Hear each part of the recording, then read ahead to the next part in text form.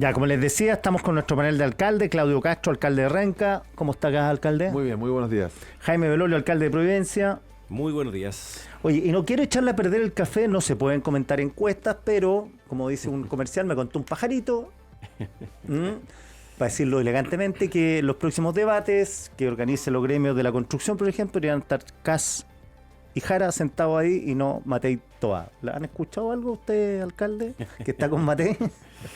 Pero es que queda mucho rato para que eso pase, entre otras cosas porque primero está la primaria de izquierda que es el próximo fin de semana ya, y por tanto ahí va a salir una candidata y yo creo que también por lo que hemos visto en los últimos días depende de quién gane, es que es lo que va a pasar a continuación. Ya, va a depender el 29, influye mucho. Absolutamente, ya. absolutamente. Y en el caso como de los candidatos de derecha no hay duda de que Evelyn Matei y José Antonio Kast están relativamente empatados. Más allá de encuesta más o menos, un punto arriba, un punto abajo, están relativamente empatados. Pero yo creo que falta el despliegue más largo territorial y algo que a medida que se acerca el día definitorio, al menos en primera vuelta, pero eso ya es más definitorio que en la situación que estamos hoy día, las personas van a pensar más claramente, digamos, y va a decantar más sobre esta incertidumbre de futuro y quién le entrega mayores certezas, y eso son aquellas personas que tienen la experiencia de haber gobernado, y ahí es de donde entiendo yo que el Partido Republicano ha hecho toda esta crítica de ingobernabilidad, ¿no? Y diciendo cuestiones de no, que el estallido y lo que ellos habrían hecho, pero yo creo que hoy día hay un conjunto de personas que saben que no basta con el discurso, sino que hay que pasar a la acción, porque el dicho y el hecho, ya sabemos que existe ese gigantesco trecho, lo ha demostrado este gobierno, y por lo mismo, para bajar esa incertidumbre, es alguien que haya probado qué es lo que se puede hacer en seguridad, en gestión pública, en trabajo, en salud, en educación. Y en eso yo creo que ahí es más bien esa dupla Matei Toa la que entrega esas mayores certezas más que Kast Jara. Vamos a estar conversando de educación. Alcalde Castro, ¿cómo lo ve? Estuvo en el debate, usted lo vi. Estuve en el debate y siempre yo salgo optimista en los debates. Me gusta escuchar a Carolina con la claridad y la fuerza que además expresa precisamente lo que decía Jaime, ¿no? Esa experiencia que al final le aparece en todos los temas, ¿no? Y frente a cada disyuntiva que se plantea, porque al final de eso se trata esto, de elegir a quién va a gobernar, ¿no? A quién va a conducir al país en un momento complejo, además, que requiere construir mayorías, que requiere ofrecer una ruta hacia un desarrollo que tenemos que retomar con mucha fuerza. Y tal vez a diferencia de lo que le sucede a la derecha con la carrera más larga, ¿no? Que se juega hasta la elección en primera vuelta, nosotros hemos tenido una campaña ultra intensa en estas, digamos, 2 semanas recién de campaña, ¿no? Estamos montando la tercera semana de campaña. O sea, estamos en la mitad de la campaña y hemos tenido distintos escenarios que se han enfrentado a lo largo de este tiempo. Yo diría que en lo muy positivo ha ido tomando sabor, ¿no? La campaña, hay proyectos que se diferencian y eso es importante. No es lo mismo un gobierno conducido desde el proyecto de desarrollo del Partido Comunista que un proyecto conducido desde la visión de desarrollo del socialismo democrático. Yo creo que eso es lo que está en juego en esta primaria, y en buena hora esas diferencias se van expresando, se van planteando, con la convicción además de que luego de una primaria nos ponemos todos detrás de quien resulte ganadora, ¿no? Y yo tengo confianza. Ayer estuvimos en un encuentro desplegados, ¿no? En distintos lugares de Renca. Yo estoy además en contacto permanente somos más de 90 alcaldes y alcaldesas que estamos con Carolina Toá. Se sumaron la semana pasada todos los alcaldes de la democracia cristiana, que no son pocos, ¿no? Y con una fuerza territorial, más allá de que los militantes no pueden participar en la elección, pero finalmente tenemos ahí figuras que están en un proyecto de movilización, y yo diría que esa es una fuerza bien potente y tal vez invisible todavía para las encuestas, que se va a manifestar con fuerza en esta primaria, que es voluntaria, que ha ido tomando forma y que un dato que a mí me gusta mucho de las encuestas, ¿no? Distinto al resultado, es la cantidad de gente que está manifestando su intención de participar. Yo espero que sea una primaria muy masiva y que eso nos deje además en una pole position junto con la derecha, que hoy día está también con sus enredos propios. Además liberaron a Jadwe, buen punto usted. Bueno, y eso y además ya anunció, ahí es una de las pugnas, ¿no? Sacaron al león de la jaula. Desde el partido se anuncia que va a ingresar el exalcalde Jadwe al comando. Desde el comando se dice que no todavía, todavía. Yo creo que eso tiene que ver con esa diferencia de proyectos, ¿no? Hay una tensión ahí no menor. Oiga, educación es uno de los temas que ustedes apuntan que tienen que enfrentarse. Perdón, me queda una duda. ¿Qué significa muy masiva? ¿Cuál es el número? Bueno, pues esto es como... 2 millones. Yo digo 2 millones, 1.700.000 es lo que fue la primera anterior. Si llegamos a 2 millones es un increíble número, creo, en el escenario que estamos. Y además, en la medida que más gente vota, yo creo que se manifiesta con más fuerza todavía esta idea de la construcción de mayoría, que es lo necesario para poder gobernar. Así que dejemos 2 millones. Lo va a ser que yo sé que 1.700.000, que es la misma que la vez pasada, debiese ser poco. 2,5 millones para ti. Claro, pero bueno, nosotros no tenemos, así que tampoco voy a... Claro. Menos mal que lo tuvieron, porque el engendro que hayan creado no era muy buena idea. Ha sido intensa igual la primaria. Oiga, de allá. violencia en los colegios, corríjame usted. Usted en Renca no tiene los problemas que tienen en Santiago, son distintos problemas. El alcalde de Belolio, Providencia los tuvo, Sí. con el Lastarria, el Carmela Carvajal, si no me equivoco. El Tajamar más que el Carmela hoy día. Ya, el Tajamar. ¿Por qué se produce esto? Que algunas comunas tienen el problema, como overoles blancos, usted no tiene overoles blancos, alcalde Castro. No, pero yo diría que acá hay manifestación, o sea, el problema y el desafío y la base de todo esto es común. Tenemos una crisis de convivencia, que yo diría una crisis de violencia en el país, y eso se manifiesta también en los colegios como una crisis de convivencia que lleva a cuestiones que son muy cotidianas. Nuestros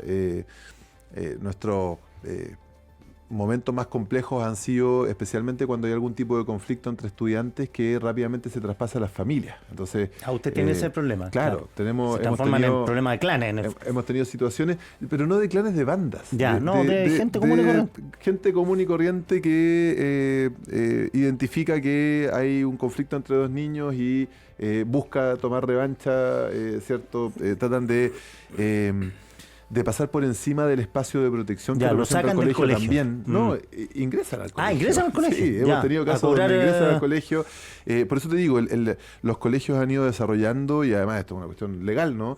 Todo un sistema de protocolos y de funcionamiento, donde además el principal sello, un colegio no es un juzgado. Entonces, el colegio no plantea este estudiante es culpable y este otro es inocente, sino que más bien busca proteger los derechos, la integridad y el desarrollo, además, de todos los niños que son parte de esa comunidad escolar. Y eso, para muchas familias, es una situación que es como dejar de lado el verdadero conflicto, consideran a lo mejor que desde el colegio no se están haciendo cargo. Si a eso tú le sumas, ¿no?, a esa crisis de convivencia que se manifiesta también dentro de la escuela, una situación de agobio, que es verdad, en el mundo escolar. Tenemos una situación de salud mental que está muy deteriorada post pandemia. Los profesores y profesoras no son profesionales de la salud mental, a pesar de que conocen y deben hacer valer los protocolos que existen, especialmente en términos de derivación. Hay sistemas que hoy día tienen una carga que es mayor que la capacidad que tienen. Todo eso configura un escenario que yo diría que es complejo y que debe ser abordado con harta altura de miras, porque lo más fácil en esto es entrar también, para nosotros como autoridades, en la misma dinámica de el cortísimo plazo y de la resolución más visible posible, ¿no? Un ejemplo de eso, para mí, son los detectores de metales. Yo creo que... ¿Están contra los detectores de metales? Lo que pasa es que no es tan fácil. Yo creo que los detectores de metales no solucionan el problema de fondo.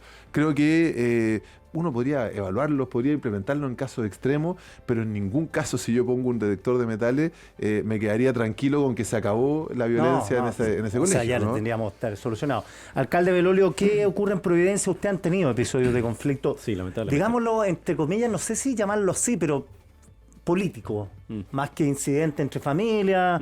Los overoles blancos es como una manifestación, insisto, bien entre comillas política, porque ahí hay intereses, lo mismo que pasa en la Araucanía. Sí, yo creo que habría que separar algo que dice Claudio, ¿no? Porque una cosa son como los problemas al interior de las escuelas, que sabemos que hay problemas derivados como de bullying, ciberacoso y de relación y relacionamiento en general como con la comunidad post-pandemia, que ha sido intensa. Pero eso es una cosa que es propia como de los colegios, no solo los públicos, sino que los colegios en general, ¿no? Pasan los colegios privados, pasan los subvencionados, de Arica a Punta Arenas, digo. Pero otra cosa distinta es esta violencia exacerbada que trata de justificar a través de cierta ideología anárquica y otro. Nosotros en Providencia tenemos 10 establecimientos, 2 son como una escuela de lenguaje y un jardín, entonces eso lo voy a dejar de lado. Los otros 8 son bastante emblemáticos, tienen mucha historia. Y a mí obviamente que me carga que las noticias que salgan de nuestros liceos de Providencia sea sobre la violencia, porque tenemos 10.000 alumnos y los que causan la violencia serán 10.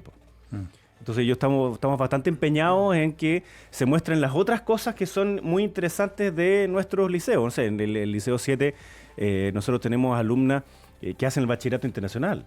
Y ahora lo vamos a empezar a hacer en el Carmela Carvajal y después en el Juan Pablo Duarte, un grupo de música extraordinario que fue el que abrió la cuenta pública, y en el Liceo 7 también tienen un coro que es increíble, en Las Tarrias está lleno de muchachos, digamos, que son muy talentosos. Entonces, lo que nos pasa es que hay un grupo que se dedica a tratar de impedir que otros puedan estudiar y tratan de meter cualquier tipo de excusa, digamos, para hacerlo. Entonces, cuando venía comillas, mayo revolucionario, porque teóricamente viene basado en... La muerte de un anarquista, Morales. Después, pero primero es por mayo del 68, y entonces Francia, y la lógica entre Trotsko y anarco, y después a continuación la muerte, digamos, de un tipo que fue a poner una bomba en gendarmería y murió poniendo la bomba, claro. Y después entonces en el caso de Providencia no está completamente ligado a esto, pero también nos pusieron una bomba muy cerca de la municipalidad, al frente de un colegio, al lado de la universidad. Teníamos programa.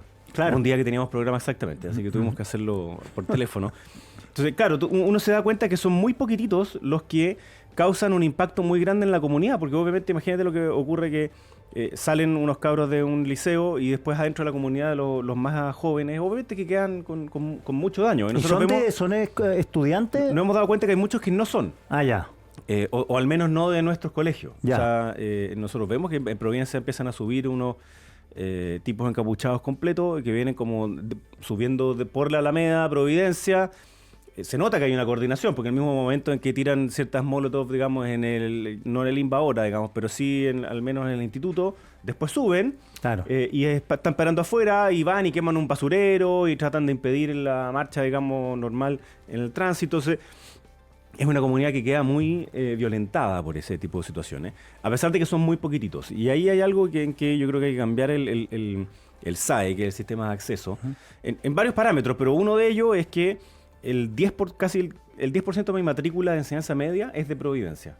Y el 90% de otras comunas. Es de otras comunas. Y yo feliz de que vengan personas de otras comunas a los liceos de Providencia, porque sabemos que significa mayor movilidad social. Sin embargo, tiene que tener un arraigo también local.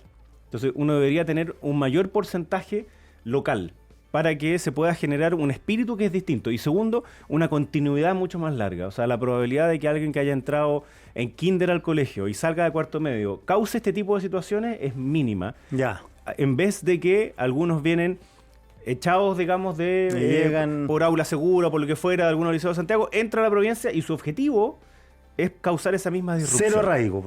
Absolutamente cero, y entonces produce una lógica interna muy de banda, y yo creo que eso es un error. Entonces, al final, no nos deja estar hablando de la calidad de la educación, de cómo incorporamos la tecnología, la inteligencia artificial.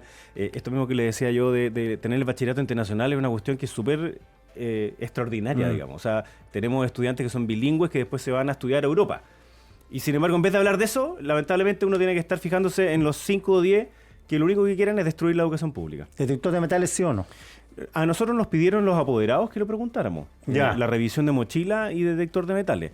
Yo estoy de acuerdo con Claudio. Ponerlo en sí mismo no significa la solución. No. Lo que sí es que te puede evitar que empiezan a aparecer cada vez más seguido de algunos que entran con réplicas de armas, pero amedrentan al resto de la comunidad porque no tienen por qué saber los demás que son réplicas. Claro. Entonces, yo creo que, claro, es triste tener que llegar a tener que poner detectores de metales, digamos, o como si esto fuera a entrar al aeropuerto, digamos, pero lamentablemente hay un grupo de personas que hoy día está empeñada en destruir la educación pública y al menos nosotros desde Providencia la vamos a defender. Alcalde Castro, descuento por día no trabajado para los profesores, ¿está de acuerdo, no? Sí, completamente. Ya. Yo diría en cualquier función pública y privada, ¿no? Pero se le monta en el macho el colegio de profesores. Bueno, pero mira, primero nosotros lo venimos haciendo en Renca desde hace algunos años ya, ¿no? Ya. Y lo que hay detrás de esto son dos cosas. Uno es la convicción, que está muy relacionada con lo que hablábamos recién, de que los niños no pueden faltar a clase, ¿no? Fíjate tú que los datos dicen que el año pasado la mitad de los estudiantes de Chile, ¿no? De los que están escolarizados, porque además tenemos un número grande que está fuera del sistema escolar, claro. La mitad de los estudiantes de Chile fueron menos de un 90% a clase. Eso significa que la mitad de los estudiantes de Chile perdieron un mes de clase. No, son 10 meses en el año, ¿no? Perdieron un mes de clase. Es muy impresionante ese número. Es una bomba de tiempo, ¿no? Porque ir a clase, especialmente en los niveles más pequeñitos, ¿no? Empieza a generar las dinámicas de convivencia, de relacionamiento. El hábito de ir a clase. Y obviamente de aprendizaje de instrumentos que son fundamentales para el desarrollo posterior. Y por lo tanto, a mí me parece que ahí hay una primera convicción, ¿no? No podemos, incluso con demandas que a mí me pueden parecer muy legítimas, ¿no? Ayer el Ministerio de Educación planteó una batería de medidas que buscan mejorar la estabilidad docente. En fin, yo estoy de acuerdo con eso. Sin embargo, me parece que parar las clases no es una alternativa posible, ¿no? Yo creo en el derecho a movilización, pero creo que el derecho a movilización también tiene un costo potencial asociado. ¿Usted tiene SLEP o no? Nosotros no tenemos SLEP todavía, somos todavía, administradores de la educación pública. Pero cuando pase el SLEP, ¿le va a costar más aplicar la multa o Sí, no? claro, porque no voy a ser el sostenedor, pero bueno, hemos ido, creo yo, fijando una forma de operación. Pero lo segundo es esta máxima, ¿no?, de un día trabajado, un día pagado, porque además lo que sucedía acá era una suerte de arreglo de que los profesores decían, nosotros vamos a recuperar la clase en los últimos días en diciembre, ¿no? Pero primero, los profesores trabajan en diciembre. O sea, no es que están trabajando un día que no iban a trabajar. Y segundo, quienes conocemos el mundo de la educación sabemos que no hay recuperación posible en diciembre. Los estudiantes ya no van a clase. Obligan a los cabros a... Pero además temporalmente no hace sentido, ¿no? Porque han ido avanzando todos los procesos pedagógicos, ya están los cierres del año. Por lo tanto, el daño desde la perspectiva del aprendizaje, del acompañamiento y del desarrollo de los niños de un día sin clase ya está hecho. Entonces, por eso descontamos. En Renca desde que descontamos, además, que por cierto generó una tensión importante con el Colegio de Profesores Comunal, y llegó el regional y llegó el nacional a plantear su disconformidad. Pero lo que hemos tenido como cambio práctico es que si antes en Renca era muy natural que los profesores adhirieran a los llamados nacionales a paro, ahora ya no lo es, ¿no? Y no paran los profesores. Absolutamente de acuerdo, o sea, de todas maneras, claro, en educación, en salud, en el municipio, en donde fuera, digamos, porque nosotros como municipios tenemos una obligación con respecto a la ciudadanía. O sea, justamente como te decía antes, el 10% de mi matrícula de media vive en Providencia. Eso significa que hay estudiantes que vienen cruzando Santiago completo para tener clases. Y familias que también cruzan completo Santiago para venir a trabajar y vienen a dejar a sus hijos. Entonces, un día en donde se cierra el colegio es un día que produce una disrupción familiar gigantesca. No, gigante. Y por tanto... O sea, uno es como el contexto general. Después, en sí mismo, como dice Claudio, es lo que pasa al interior de las salas de clase, digamos. Y esto lo digo como hijo de profe, ¿no? O sea, una de las cosas particulares que tiene la educación es que, como es capital humano, se construye sobre el capital humano previamente adquirido. Si tú le generaste un hoyo entre medio, bueno, esa pirámide nunca crece. Claro. Y esos primeros años son fundamentales. Imagínate en el caso de la matemática. Si no aprendiste a multiplicar bien, ¿cómo te van a enseñar potencia? Y después, si no aprendiste algo de álgebra, es imposible que aprendáis cálculo. Y así. Entonces, lo que tenemos es que hay algunos que creen que eso da exactamente lo mismo, como si la educación remedial, es decir, mucho después vamos a cerrar esas lagunas, pero eso no funciona. No. La educación remedial tiene una complejidad muy grande, y en el caso de la pandemia, nosotros siempre hemos sabido que la educación de los padres, papá, mamá, digamos, influye mucho en la educación de los hijos y cuán lejos van a llegar. Durante la pandemia, eso se exacerbó, porque estaban los estudiantes dentro de sus casas, con todas las limitaciones y dificultades que tuvimos todos. Pero exacerbó esa desigualdad. Entonces, aquellos que tenían más educación le transmitieron más educación a sus hijos, y aquellos que no la tenían generaron una brecha con respecto a aquellos que más la tenían.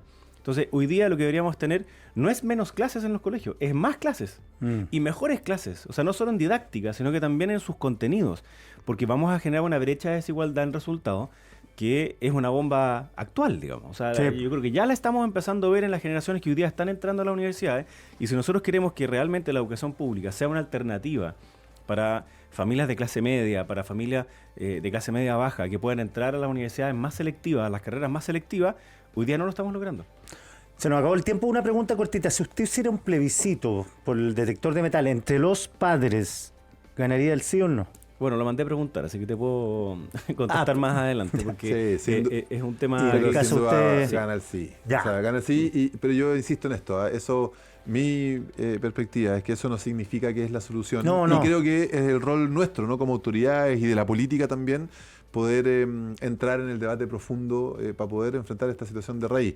Eso puede ser con o sin detectores de metales. Yo insisto que para el caso me parece que no va la línea correcta. Seguramente genera una sensación de seguridad más que un efecto real, pero no me queda ninguna duda que eso uno podría extrapolarlo, ¿no? Si pregunta armas en la calle o Sí. militares, ¿no? Lo que digo que a priori oponerse es quizás desde la élite.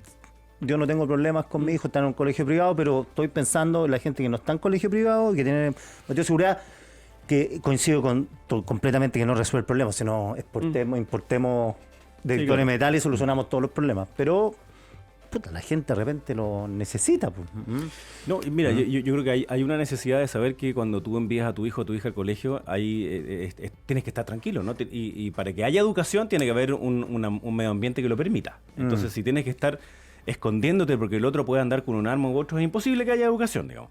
Ahora, es verdad que no solo por hacer una revisión aleatoria de mochila o por poner un detector de metales se soluciona, porque la dinámica que te termina llevando a alguien un arma o una réplica o lo que fuera, significa que pasó más cosas al interior. Y es más sofisticado que pasar por el detector de metales. Y lo otro, o sea, en paralelo, para graficar lo que puede significar una pregunta como esa, yo estoy seguro que si preguntáramos, ¿no? Y le pidiéramos a las comunidades escolares que identificaran a los niños que hay que sacar del colegio, también estaría clarísimo.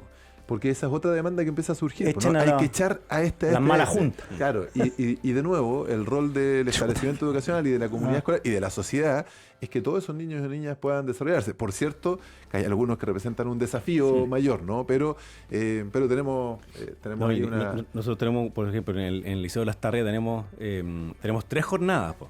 Entonces, como tenemos 3 jornadas, esto es una dinámica, digamos, muy, muy difícil de lograr. O sea, es una cuestión logística. Claro, que es súper difícil, porque es mañana, tarde y noche. Claro. Entonces, entre esas 3 es súper difícil. Y las reglas no son las mismas, porque no son el mismo tipo de estudiantes. Y la misma edad. Y su apoderado y otro. Pero bueno, si uno quiere hablar de calidad, necesita primero tener relativamente claro que la seguridad de los estudiantes está ok y por tanto la violencia no puede tener espacio dentro de la comunidad escolar. No, increíble. Alcaldes Castro, alcalde Belolio, muchas gracias por estar acá. Muchas gracias. Un La gusto, próxima pues. nos vemos con resultado primario. Así es. Claro, el 30. 30. No, 31. el 31. Muy bien. Todas las ideas que caben en 4 cabezas las escuchas cada mañana en Radio 13C con Quique Mojica.